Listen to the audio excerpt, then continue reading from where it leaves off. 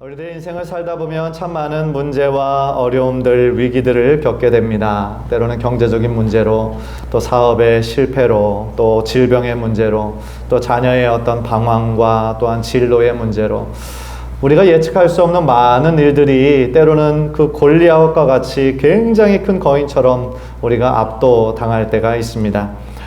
오늘 본문은 성경에서 가장 드라마틱하고 극적인 장면 중에 한 장면이라고 할 수 있습니다. 소년 다윗이 거인 골리앗과 싸워서 이긴 이야기죠. 이것이 왜 극적이냐 하면 겉으로 보았을 때는 너무나 게임이 안 되는 명백한 그런 싸움이었기 때문에 그렇습니다. 한쪽은 날 때부터 전사로 태어난 사람이고 또 다른 한 사람은 목동이었습니다. 또 한 사람은 3m가 넘는 거인의 모든 전투 장비를 다 갖춘 사람이었던 반면에 또 한 사람은 소년이었고 군복을 입으니까 바닥에 흘러내릴 정도여서 그 군복을 벗고 자신이 가진 것은 그냥 물맷돌 하나밖에 없었던 그런 싸움이었던 것이죠. 그러니까 이것은 계란으로 바위 치는 것 같은, 이것은 보지 않아도 너무나 명백한 그런 게임이었다라는 것입니다. 그런데 참 기적적인 것이고 참 극적인 것은 그런 소년이 이 골리앗을 이겼다는 데 있는 것이죠. 사실 요즘 말로 생각하면 미국 메이저리그와 동네 그 청소년 야구팀하고 붙는 그 정도의 싸움이었지만 하나님께서는 이 소년 다윗의 그 믿음을 보시고 그에게 참 승리를 주셨단 말입니다. 그래서 오늘 본문 말씀을 통해서 우리가 함께 좀 생각해 보고 은혜 받기 원하는 부분은 바로 그거예요. 우리가 눈으로 볼 때 참 우리가 많은 어려움과 문제들을 만나서 그러한 것들이 우리 삶에 마치 골리앗처럼 우리의 삶을 위협하고 두렵게 만들 때에 우리는 과연 크리스찬의 삶으로 어떻게 그것을 대처해야 되겠는가? 어떻게 싸워야 되고 어떻게 승리해야 되겠는가? 라는 그런 질문인 것입니다. 따라서 오늘 말씀을 통하여서 우리들에게 주시는 이 영적인 원리를 우리가 함께 나눌 때에 하나님의 주신 은혜로 우리들의 몸과 마음이 새로워지고 새로운 믿음의 결단으로 이어지는 축복의 시간이 되시기를 주님의 이름으로 간절히 축원합니다. 제일 첫 번째로 발견하는 이 믿음의 원리, 승리의 원리, 그것은 바로 거룩한 목표를 세워야 된다라는 것입니다. 이 소년 다윗이 그리고 목동이었던 다윗이 골리앗을 단번에 이길 수 있었던 그 첫 번째 이유는 거룩한 목표가 있었는데 그 거룩한 목표의 시작은 거룩한 분노에서부터 시작한 것을 우리가 발견하게 됩니다. 26절을 보면 이 할례받지 않은 블레셋 사람이 누구이기에 살아계시는 하나님의 군대를 모욕하겠느냐 이렇게 지금 분노하고 있어요. 의로운 분노였고 거룩한 분노였습니다. 다윗이 그 아버지의 그 심부름을 때문에 그 전쟁의 현장에 갔을 때 다윗이 참 이해할 수 없는 장면을 보게 됩니다. 그것은 뭐냐면 그 전에는 그렇게 당당하게 싸웠던 이스라엘의 군사들이 다 겁에 질려가지고 두려워하고 있는 거예요. 그래서 왜 이런 일이 일어났는가? 그래서 이해할 수 없었는데 알고 보니까 다윗이 그때까지 인생을 살면서 처음 보는 엄청난 거인이 그 앞에 서서 막 우렁찬 소리로 위협하고 있는 거죠. 골리앗이었습니다.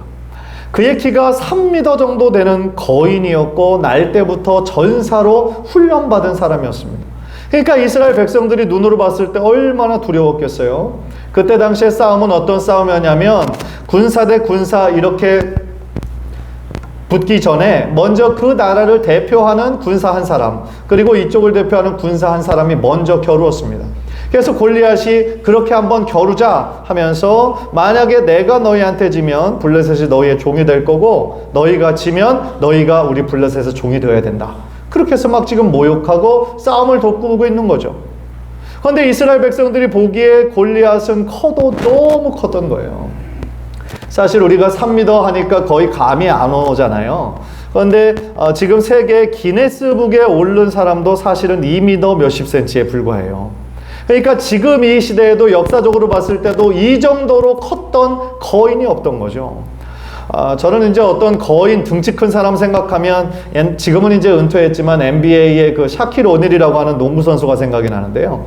그 농구 선수가 2m 17cm 그리고 146kg였어요. 굉장히 큰 덩치였고 그 주변에 NBA 그 농구 선수들도 막 왜소하게 보이게 만들 정도로 굉장히 큰 덩치였는데 이 본문에 나오는 골리앗은 무려 3m가 되는 거인이었다라고 하니까 보기만 해도 사람들이 주눅이 들었겠죠. 그런데 그 대표로 이스라엘 대표에서 누가 나가겠어요? 그러니까 다 그냥 다른 사람들의 눈치만 보고 주눅 들어서 있었던 그 시간이 하루 이틀이 아니라 무려 40일이나 지난 거예요. 그러니까 이 다윗이 제일 처음에 그 자리에 와서 그 골리앗의 하나님의 군대를 모욕하는 그 소리를 들으니까 속에서 막 분노가 일어나는 거죠. 저 할례도 받지 않는 이방인이 어떻게 하나님의 군대를 모욕할 수가 있느냐. 그래서 그 안에 거룩한 분노가 일어나 내가 저 골리앗을 이겨야 되겠다. 승리해야 되겠다. 그런 거룩한 목표를 가지게 된 것이죠. 사실 다윗에게는 거룩한 목표를 세우기 전에 방금 전 말씀드렸던 것처럼 거룩한 분노가 있었고, 거룩한 분노가 있었다는 얘기는 뭐냐면 그의 삶에 거룩한 삶의 기준이 있었다라는 거예요. 다윗의 거룩한 삶의 기준은 뭐였냐? 바로 하나님의 말씀이었고 하나님을 기쁘시게 하는 것에 있었는데, 그것에 지금 정면으로 이 골리앗이 할례도 받지 않은 이방인이 그것에 파괴하고 모욕하고 온 것이죠. 그러니까 그 안에 거룩한 분노가 일어난 거예요. 사랑하는 성도 여러분, 우리 성도님들이 가지고 있는 거룩한 삶의 기준이 있으십니까? 거룩한 목표를 가지고 계십니까? 거룩한 목표는 내 삶에 거룩한 삶의 기준이 있을 때야만 생기는 것입니다. 거룩한 삶의 기준이 없으면 우리가 분노할 일도 없고 화낼 일도 없는 것이죠. 우리가 차를 운전하면서 갑자기 막 차를 새치기해서 이렇게 들어올 때 우리들의 마음에 이렇게 스물스물 이렇게 올라오는 거 있잖아요. 그러한 분노, 그런 거는 거룩한 분노라고 말하지 않습니다. 그건 거룩한 분노 아니에요. 우리가 막 배고플 때 다른 사람들이 막 건드리고 귀찮게 할 때 막 이렇게 화내는 거, 그거는 거룩한 분노가 아니에요. 그죠? 그것은 단순히 우리가 피곤하고 지칠 때 다른 사람이 건드리기 때문에 생기는 거지, 그런 거는 거룩한 분노가 아니에요. 거룩한 분노는 어떤 때 생기는 겁니까? 우리가 하나님의 마음을 이해하고 하나님 거룩한 하나님을 섬기려고 할 때 그것에 반하는 여러 현상들을 볼 때 거룩한 분노가 생기는 거예요.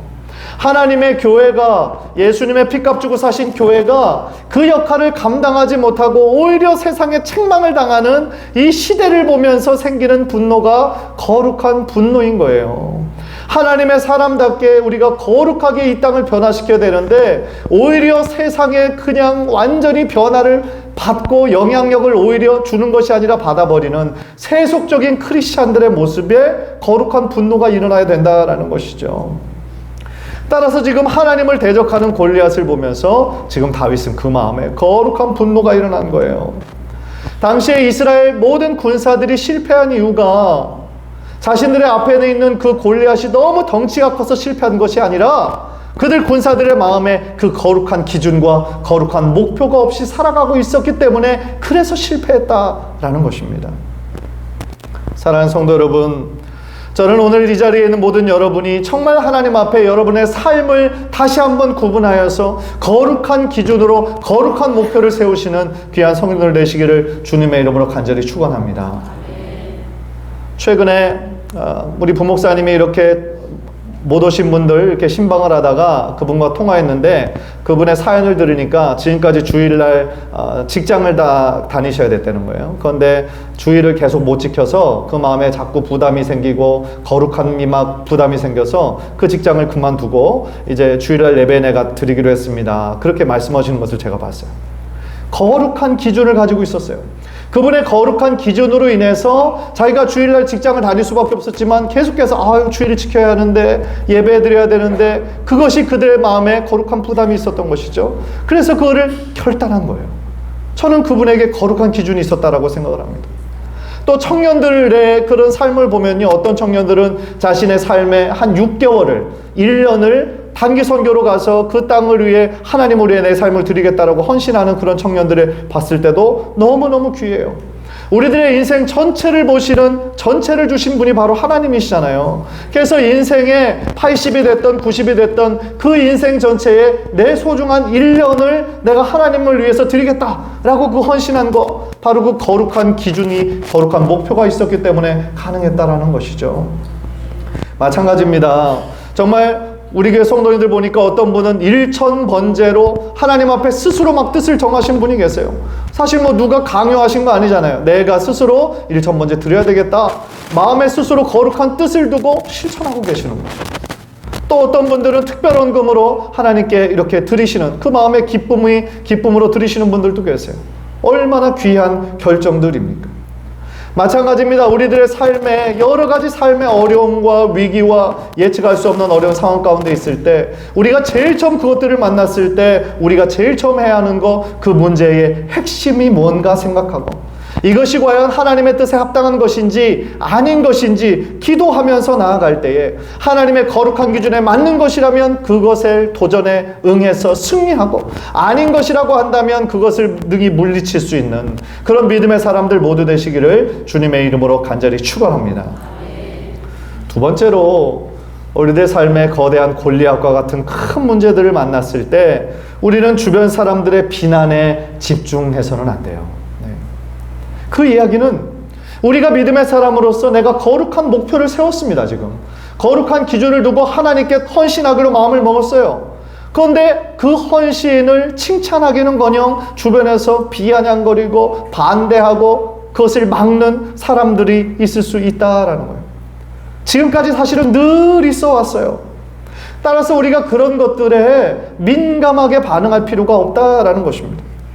오늘 본문의 다윗도 어떻게 보면 칭찬받아 마땅한 일이잖아요. 그런데 그렇게 거룩한 목적을 두고 그렇게 내가 싸워야 되겠다, 저 이방인과 싸워서 내가 승리해야 되겠다라는 거룩한 목표를 두었는데 그를 막는 장애물이 있었어요. 그런데 그의 반대는 다른 사람도 아니고 자신의 가족이었어요. 자신의 큰형 엘리압이 이렇게 비난합니다. 28절을 보면 큰형 엘리압이 다윗이 사람들에게 하는 말을 들은지라 그가 다윗에게 노를 바라 이르되 네가 어찌하여 이리로 내려왔느냐? 들에 있는 양들을 누구에게 맡겼느냐? 나는 내 교만과 내 마음의 완악함을 아노니 네가 전쟁을 구경하러 왔도다. 참 심한 말을 합니다. 형제인데, 피를 나눈 형제인데 어떻게 이런 말을 할까? 그래서 영어로 보니까 He burned with anger and even 그랬어요. 그러니까 다윗을 향해서 분노가 불타올랐다라는 겁니다. 그래서 다윗에게 너는 참 교만한 사람이다. 여기 와서 지금 전쟁을 구경하러 왔도다 하고 막 다윗의 그 선한 뜻을 오해하고 막 곡해하는 그런 말을 합니다. 그런데 이 엘리압이 왜 이렇게 동생을 향해서 이런 분노를 뿜을까 생각해 보면 사실은 그 마음속에 다윗을 향한 시기심이 있었던 것 같아요. 오늘 본문은 아니지만 그때 당시에 이스라엘의 선지자였던 사무엘이 이새의 집에 와서 하나님께서 보내셔서 이곳에서 하나님이 세우신 두 번째 왕이 있다라고 보내신 적이 있잖아요. 그런데 그때 이 부모의 마음 가운데도 큰형 장자 엘리압일 거라고 생각을 했죠. 왜냐하면은 뭐 외모도 아주 훌륭하고 겉에서 봤을 때는 뭐 하나 흠잡을 데 없는 사람이었고 장남이었기 때문에. 그런데 기대하는 마음으로 갔는데 아니다 그랬잖아요. 둘째도 아니고 셋째도 아니고 넷째도 아니고 다 아니다. 어떻게 보면 막내는 그때 당시에 그 아들이었음에도 불구하고 들에서 양을 치고 있었다는 건 뭐예요? 이 부모마저도 다윗은 아닐 거다라고 아예 무시해버렸다는 것이죠.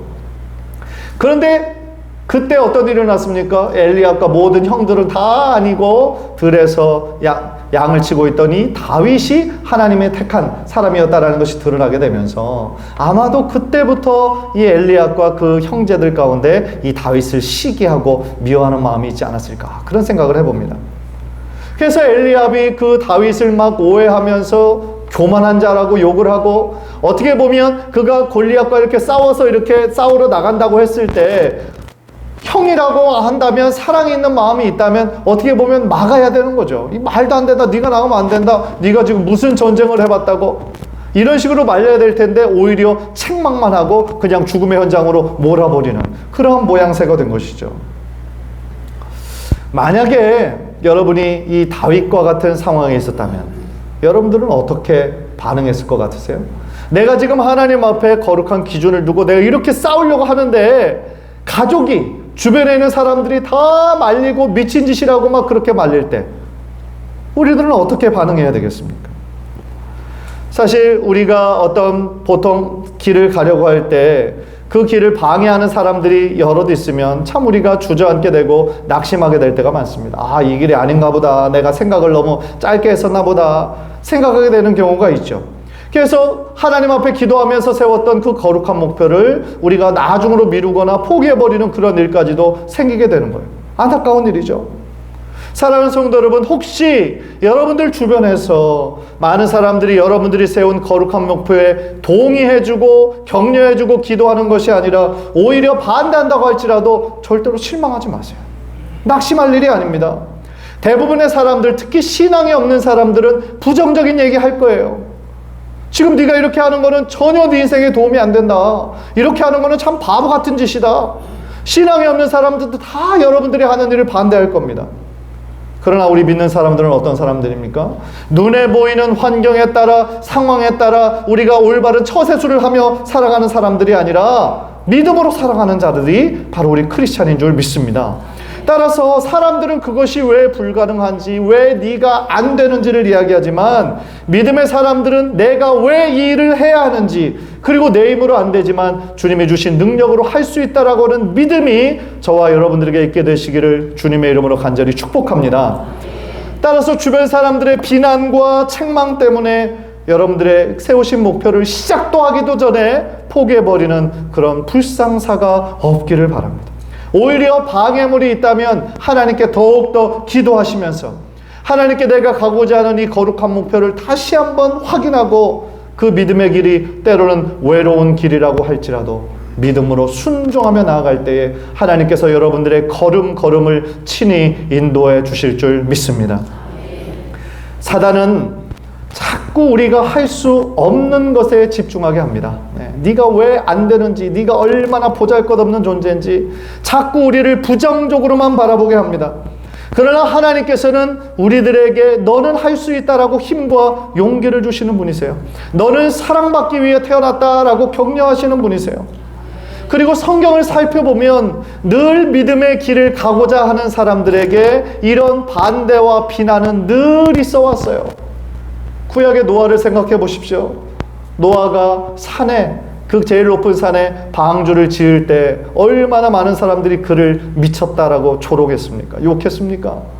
지금 비도 한 방울도 떨어지지 않는 이 좋은 날씨에, 그것도 바닷가 근처가 아니라 산 꼭대기에서 배를 지니 제정신이 아닌 거라고 느꼈겠죠.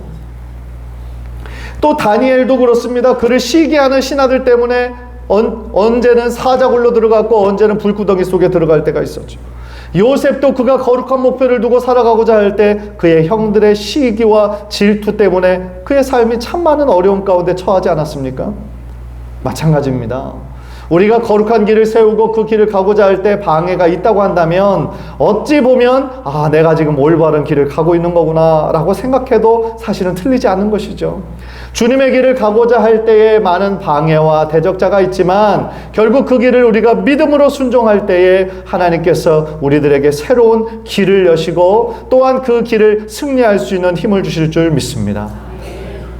지금 금요일 저녁마다 느헤미야를 강해하고 있는데 느헤미야도 그가 성벽을 재건하는 일을 한다고 했을 때 주변의 사람들이 얼마나 비웃고 그를 공격하고 그거를 포기시키려고 노력했는지 몰라요. 그래서 산발락과 도비아 같은 사람들이 막 그 성벽은 여우만 올라가도 완전히 무너질 정도로 아주 허술하게 짝이 없다라고 비웃었을 때도 사람들은 막 낙심한다 할지라도 이 느헤미야는 그들에게 힘을 주면서 믿음을 주면서 한 손에는 창을 잡고 한 손에는 일할 그것을 잡으면서 그 성벽을 재건한 결과 사람들이 정말 이것은 불가능한 것이라고 생각한 그 일을 52일 만에 완성시키는 놀라운 하나님의 역사가 있었거든요. 마찬가지입니다. 세상은 불가능하다, 그거 안 된다, 말도 안 된다 생각하지만 하나님께서 우리와 함께 하시면, 하나님께서 우리들에게 힘을 주시면 우리는 능히 감당하게 될 줄 믿습니다.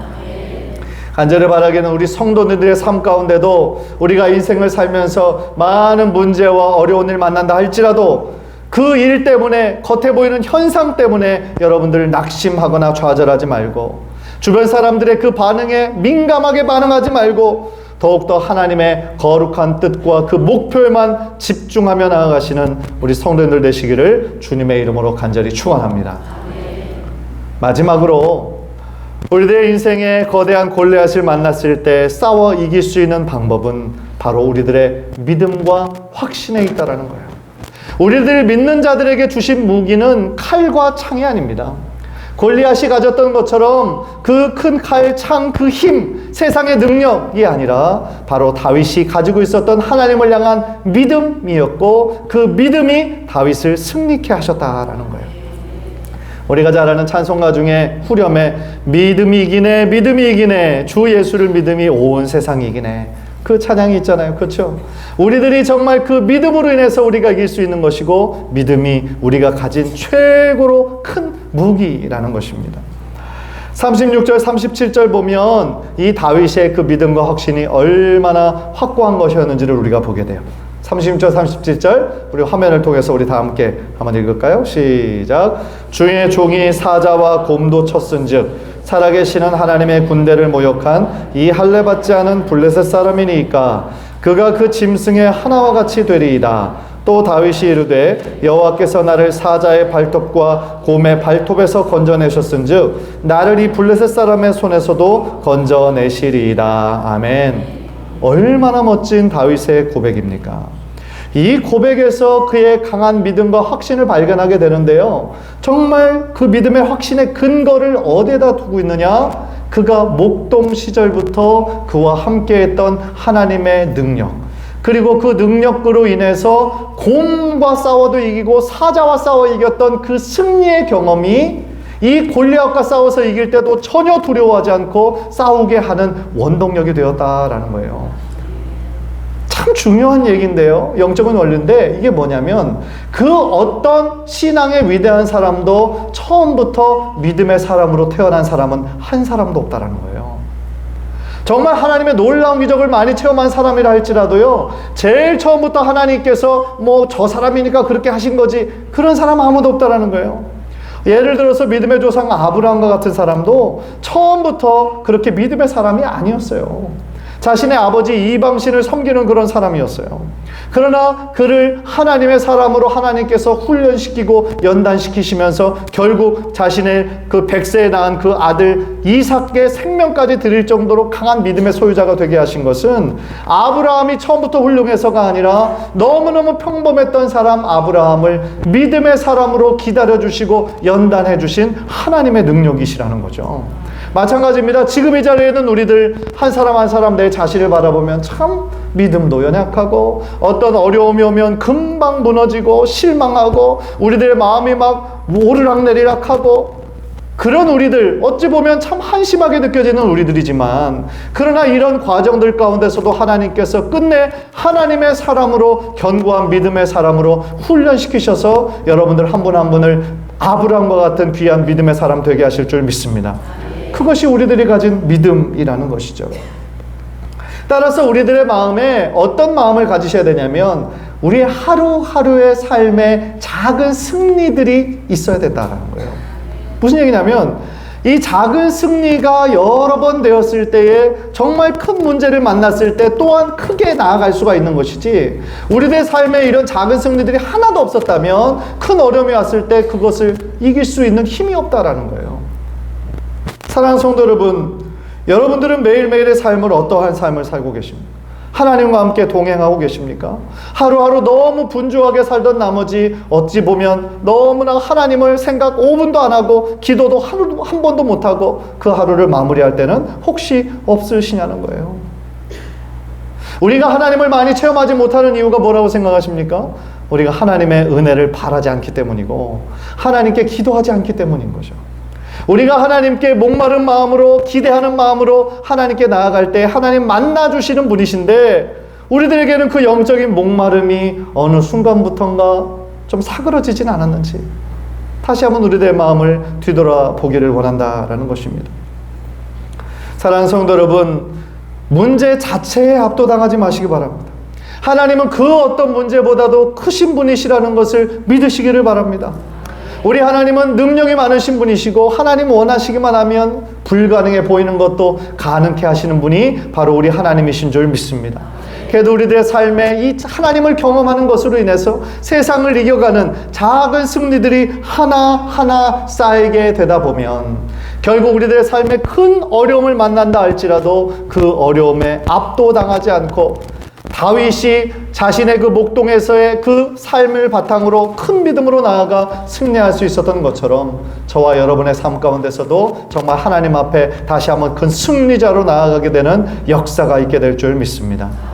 이사야서 41장 10절 우리 한번 화면을 보면서 다 함께 읽겠습니다. 시작. 두려워하지 말라. 내가 너와 함께함이라. 놀라지 말라. 나는 내 하나님이 되리라.